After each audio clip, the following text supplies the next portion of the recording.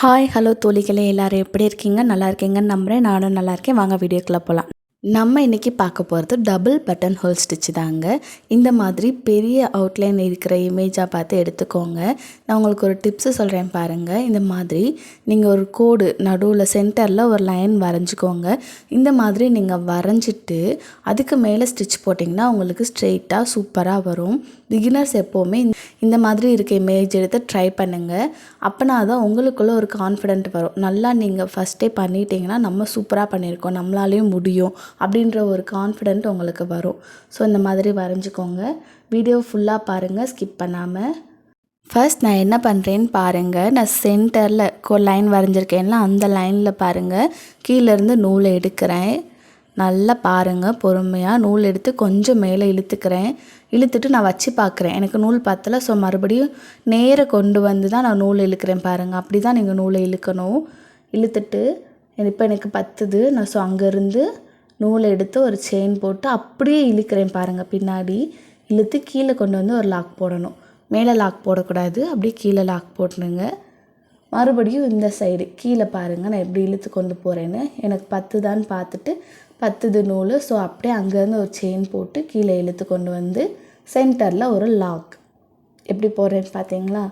இப்போ இந்த லாக் போட்டிருக்கீங்க பார்த்தீங்களா, அப்படியே இழுத்துறக்கூடாது. நம்ம நேராக வச்சு அந்த இடத்துல வச்சு தான் நூலை இழுத்து நமக்கு போதுமான அளவு கொண்டு வரணும். பாருங்கள் நான் எப்படி போடுறேன்னு.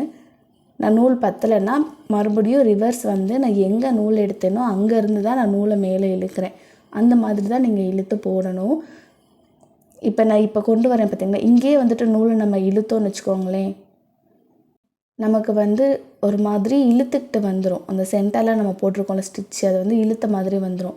இப்போ நீங்கள் நடுவில் நான் ஸ்டிச்சு போடுறேன் பாருங்கள், அதே நீங்கள் நல்லா நோட் பண்ணுங்கள். நான் ஸ்டிச்சு லாக் போடுறேன் பார்த்தீங்களா, அந்த இடத்துலையே நான் நூலை இழுத்துட்டு அதுக்கப்புறம் தான் கொண்டு போய் வச்சு பார்ப்பேன் பாருங்கள். இந்த மாதிரி தான் டபுள் பட்டன் ஹோல் ஸ்டிச் நீங்கள் போடணும். இப்போ ஒரு லாக் போட்டாச்சு. இப்போ இந்த சைடு கொண்டு வந்து ஒரு செயின் கீழே கொண்டு வரோம், ஒரு குட்டி லாக்கு. இப்போ ரெண்டு பக்கமும் கொண்டு போகிறோம்ல, அந்த இதுக்கு தான் நம்ம லாக் போடுறோம். மேலே போட்டதுக்கு ஒரு லாக்கு, கீழே போட்டதுக்கு ஒரு லாக்கு. இப்போ ஒரு குட்டி செயின் போட்டு அந்த செயின்லேருந்து எடுத்து மேலே போய் ஒரு செயின் போட்டு கீழே கொண்டு வரோம், ஒரு லாக் போட்டுக்கிறோம் அதை நகராமல் இருக்க. அடுத்து கீழே ஒரு செயின் போட்டு அப்படியே ரிவர்ஸ் இழுக்கிறோம், ஒரு லாக் போடுறோம். நூலெல்லாம் நான் எப்படி பிடிச்சி இழுக்கிறேன்னு பாருங்கள். அந்த லாக் சென்டரில் போட்டாச்சு. அங்கேயே தான் நம்ம நூலை நமக்கு எவ்வளோ தேவையோ அங்கேயே இழுத்துக்கணும். கீழே வந்துட்டு நம்ம இழுக்கக்கூடாது, அது கொஞ்சம் கேப் தெரிஞ்ச மாதிரி ஆயிரும். ஸோ பாருங்கள் நான் எப்படி போடுறேன்னு ஃபுல்லாக வீடியோ பாருங்கள். நம்ம எதுக்காக இந்த ஸ்டிச் யூஸ் பண்ணுறோன்னு சொல்லிட்டு நான் உங்களுக்கு வீடியோவில் சொல்கிறேன் உள்ள.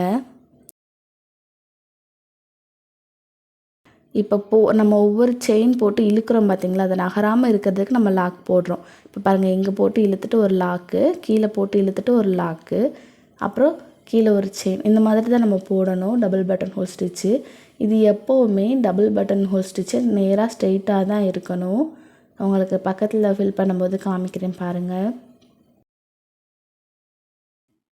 இப்போ பாருங்கள், இந்த இடத்துல நம்ம கிராஸாக ஃபில் பண்ணிடக்கூடாது, ஸ்ட்ரெயிட்டாக தான் வரணும். இந்த மாதிரி இப்படி தான் நம்ம கொண்டு வரணும். இப்போ நான் எப்படி இந்த மாதிரி குட்டி இடத்துலலாம் நம்ம ஃபில் பண்ண வேண்டாம். நம்ம என்ன பண்ணணும்னா செயின் போட்டுக்கலாம் அந்த குட்டியாக இருக்கிற இடத்துலலாம். இப்போ நம்ம வந்து கொஞ்சம் இடம் நமக்கு நல்லா விரிவாக இருக்கிற இடத்துல நம்ம போட ஆரம்பிக்கலாம். அப்போனா தான் உங்களுக்கு நல்லா வரும். குட்டியாக இருக்கிற இடத்துல நீங்கள் போட்டிங்கன்னா ஒரு சிலருக்கு இழுக்கும்போது வராது, அது ஒரு மாதிரி நல்லா இல்லாமல் தெரியும். ஸோ உங்களுக்கு கான்ஃபிடென்ட் லெவல் குறைஞ்சிரும். ஸோ என்ன பண்ணுங்கன்னா, இந்த மாதிரி கொஞ்சம் இடம் நல்லா கேப் பெருசாக இருக்கிற இடத்துலேருந்து நீங்கள் ஸ்டார்ட் பண்ணுங்கள். குட்டியாக இருக்கிற இடத்துல நம்ம செயின் ஸ்டிச் போட்டு கவர் பண்ணிடலாம்.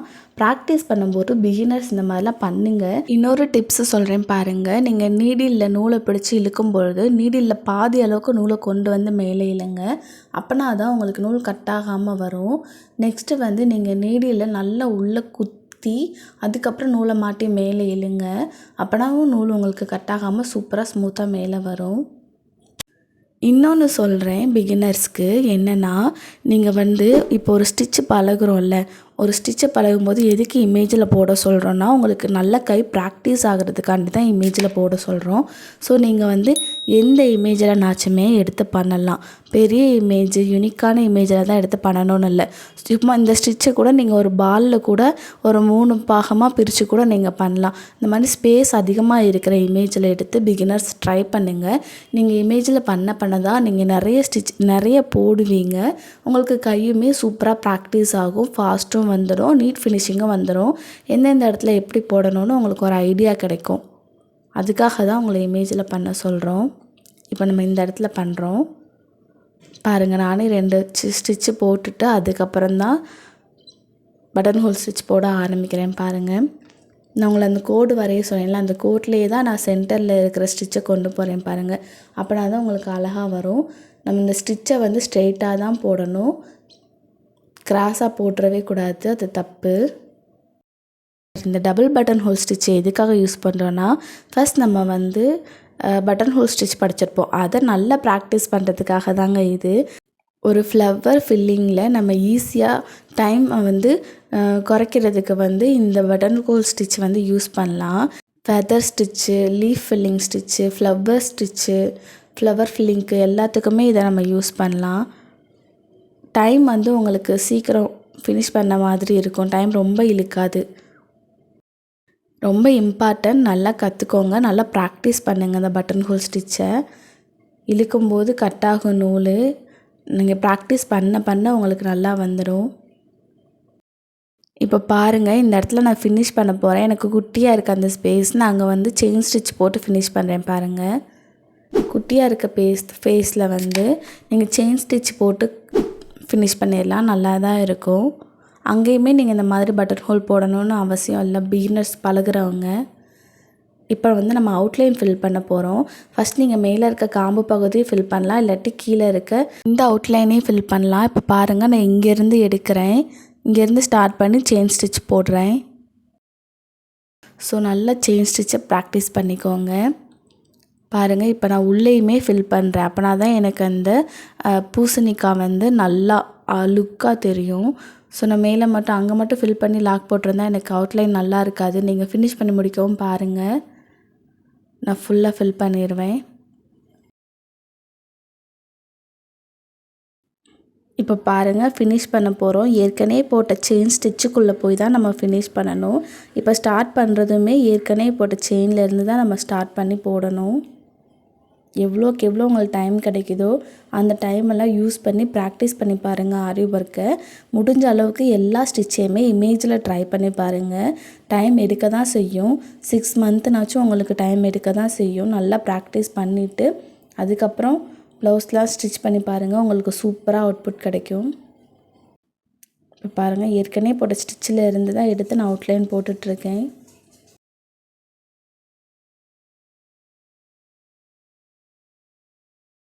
நமக்கான டயத்தை நம்ம தாங்க உருவாக்கிக்கிடணும். நமக்கு நிறைய டைம் இருக்குது. நீங்கள் யோசித்து பார்த்தாலே உங்களுக்கு தெரியும். குழந்தைங்க ஸ்கூலுக்கு போயிட்டாங்கன்னா, குழந்தைங்க தூங்குனாங்கன்னா நமக்கு எவ்வளவோ டைம் இருக்குங்க. வீட்டு வேலைகள்லாம் நல்லா நமக்கு ரெகுலராக பண்ணுற வேலைங்க தான்.